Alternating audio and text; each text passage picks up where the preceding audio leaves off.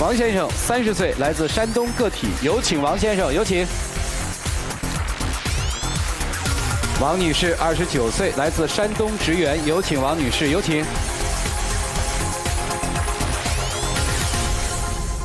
欢迎两位哈，是大学同学是吧？高中同学。结婚几年来着14年结的婚。说现在有2娃了是吧？对，俩儿子。今天来主要是因为老公是应该要一份安定的工作，还是要不要创业而来，是吧？是的。啊，那咱就从创业之初开始说起，好不好？我是14年和我媳妇儿从青岛回到老家，我们结的婚。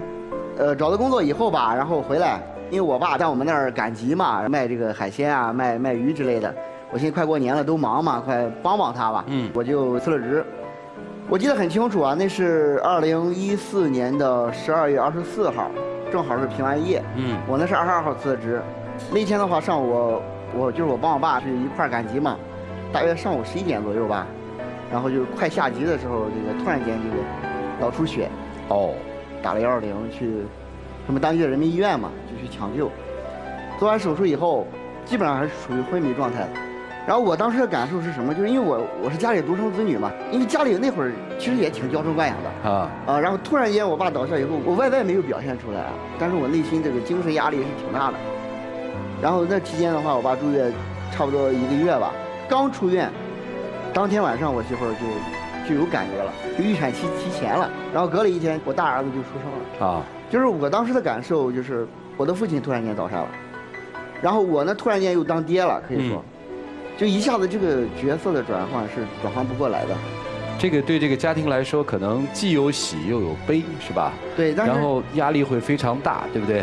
对。所以我就想让他安安稳稳的找个工作，然后那个收入还能固定一些，毕竟我又初为人母，有很多事情也是有压力的，他那会儿。就换了好几个工作，因为是这么回事啊。我爸生病以后吧，他需要做针灸去做康复。那个时候我也出去找过几个工作啊，包括招聘会也去，但没有说有哪个老板让你每天固定的请2、3个小时的假，是没有的。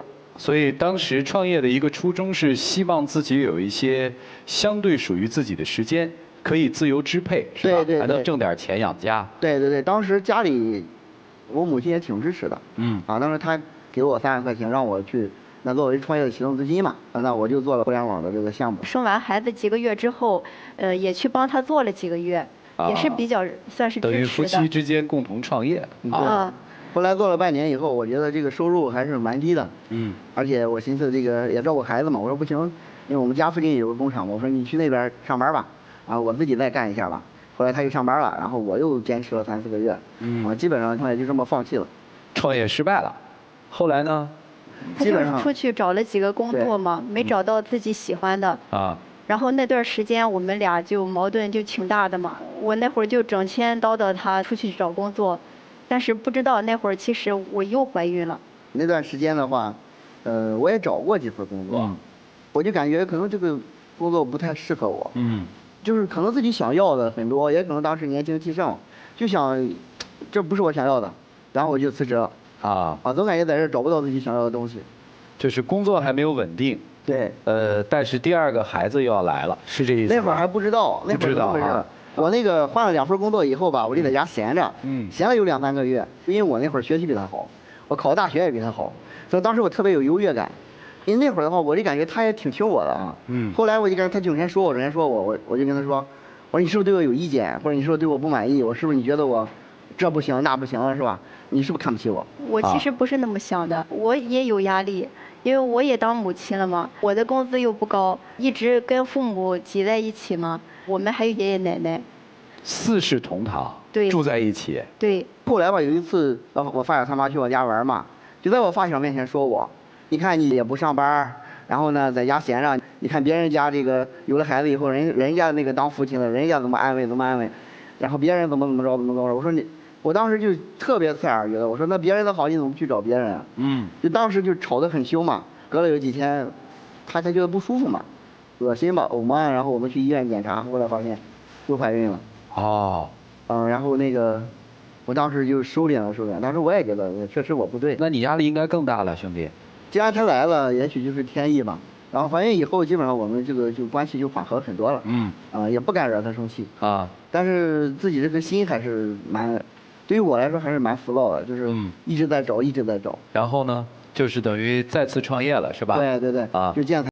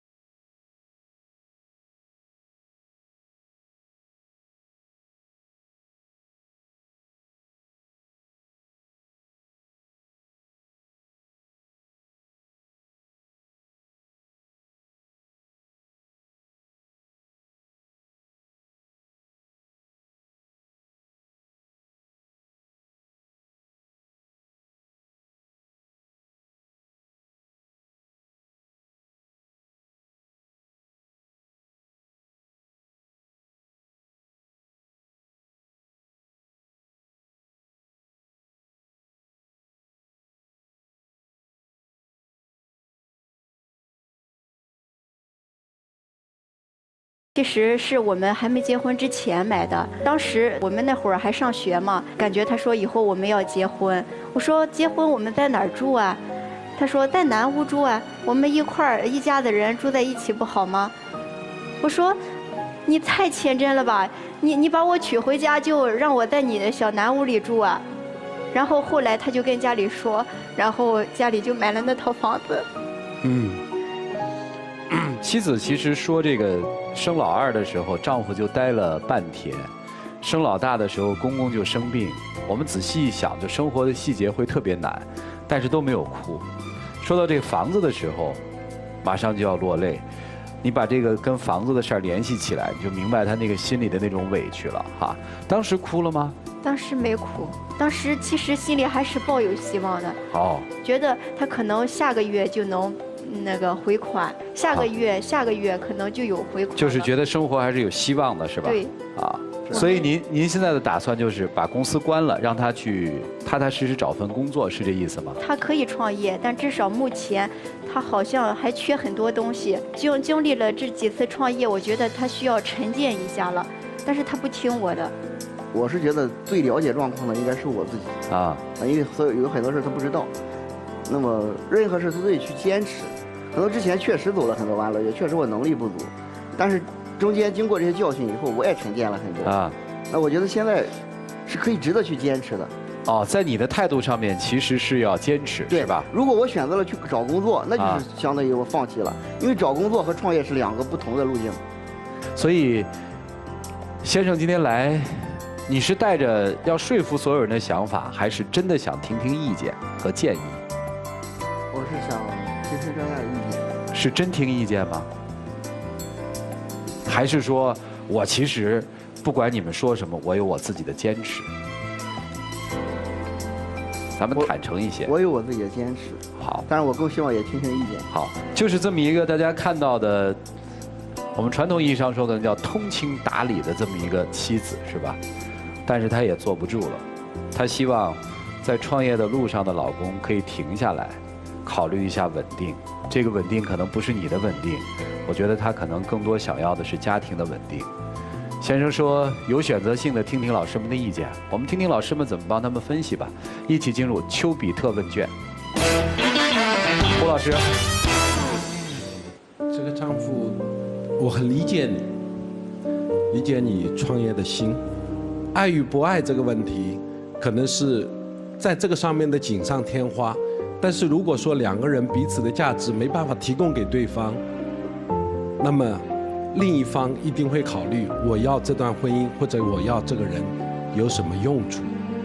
我相信你心里边也有委屈，就有点像是一个悲壮的一个孤独的斗士一样，你觉得别人不理解你，其实这一切是你造成的，你的很多行为、很多的做法，包括你很多的想法，跟整个家庭背道而驰了。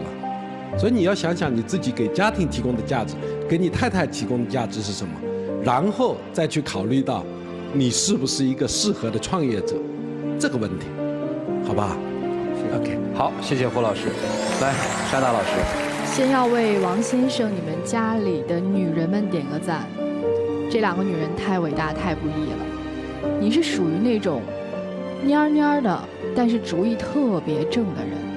我什么都不说，但其实我心里面有一个主心骨是谁都动不了的。在你的心里排序怎么排的？创业第一，再往下挣钱，再往下什么？包括你说在父亲倒下之后你要去创业，其实你在父亲倒下之前你就辞了职啊。如果你真的是因为父亲倒下萌生了要支撑起这个家的这个想法，你不会在之前就辞职，你一直在自我感动。我们家出了这么大的事儿，天塌了，然后呢，我又承担起了一个父亲的角色，所以我一定要创业，要怎么样，要怎么样，这是只是你自己给自己做的一个人设。我觉得您现在不要再打着创业的旗号，打着支撑起这个家的旗号，觉得自己有多么的伟大和不易。您确实不易，这点我首先肯定。可是这个时候更需要你的是这个家里的每一个人，他们要的不是你挣来的那些钱，要的是你这个人出现在家里。你理解过妻子在2次生育的时候遇到的这个生理情绪的状态吗？他说抑郁一点不夸张，我相信他一定是有抑郁症的。但是就这样，他都一直听你的，夫妻同心，其利断金。希望这句话能在你们这个特别艰难的时候能想起，就是这一世风雪路途遥，相濡以沫是骄傲。谢谢。好，谢谢山大老师。来，曲总，创业不易，但如果此时我们说你是既没有担当，也胆小的一个男人，你肯定不服。但是恰恰你的担当都给到外人，你在这个家庭里头你是没有任何担当的，你始终在逃避这个现实。现实是什么？第一，你的能力是有限的，种种失败创业的经历就表明你在创业方面的确是缺少一些某些方面的能力的。第二，认清你现在自己目前面临的情况是怎么样。当你一往无前的往前冲的时候，你看看你的家里是什么情况呢？你这不是在创业，你是在赌博。你就赌我这次一定能成。你真正关注到你以什么为代价去获得了你眼前的有可能的成功。如果你的代价是他，如果代价是你的孩子，如果代价是你的家庭，再好的生意不要去碰，因为那一定不是一个能让你得到成功的最幸福的事情，明白吗？不要不付一切代价，因为你付不起。现在你所有付出代价都是你的家人亲人，好不好？这样的事业不做也罢，就这样。好，谢谢曲总。来，涂老师。主持人问妻子，丈夫有没有做过一些瞒着你，但结果让你恼羞成怒的事情？妻子半天没有说，倒是丈夫非常理直气壮地说：“有，我卖了房子。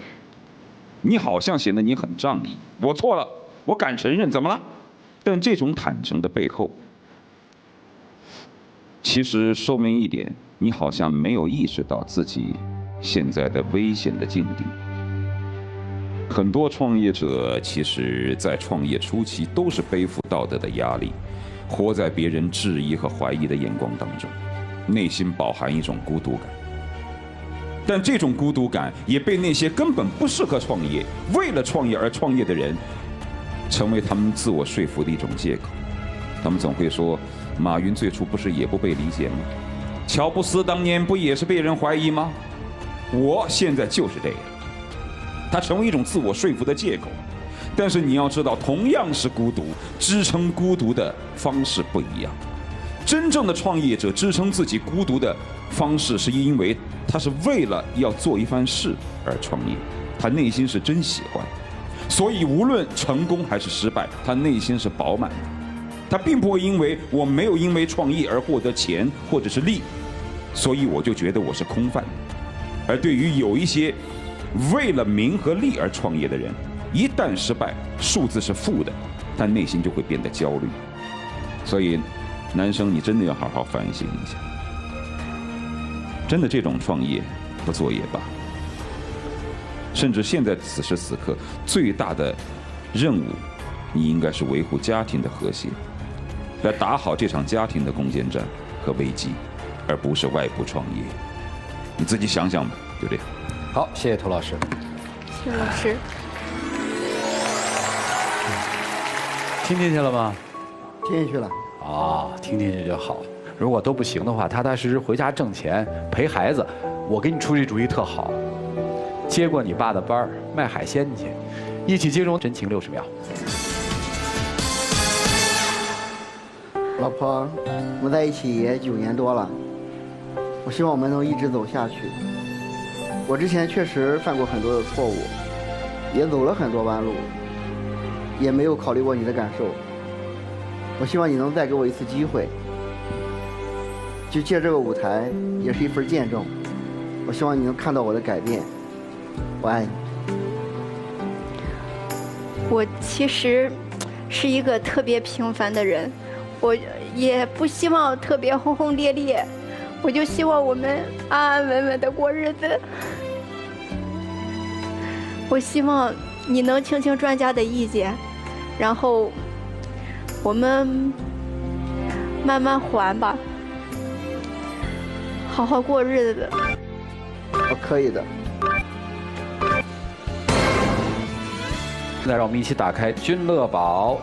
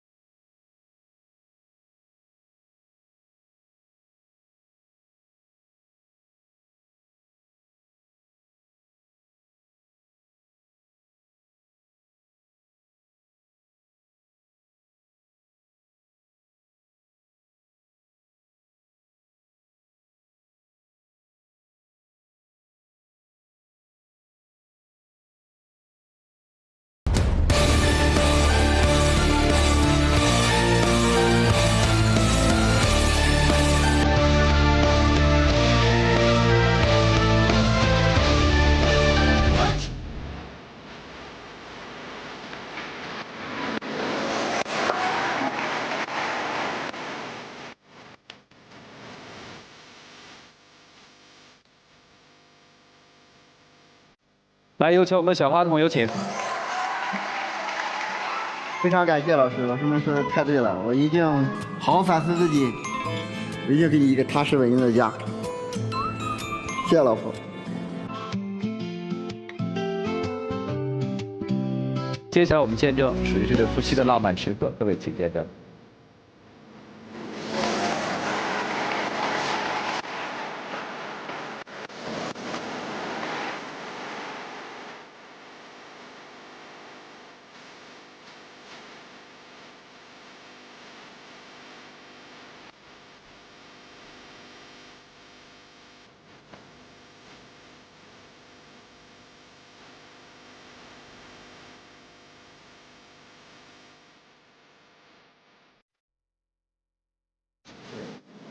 谢谢老师。谢谢两位啊，祝你们生活快乐，记住妻子今天的要求，好吗？好，好，谢谢你们，请回。谢谢老师。谢谢两位，请回。啊。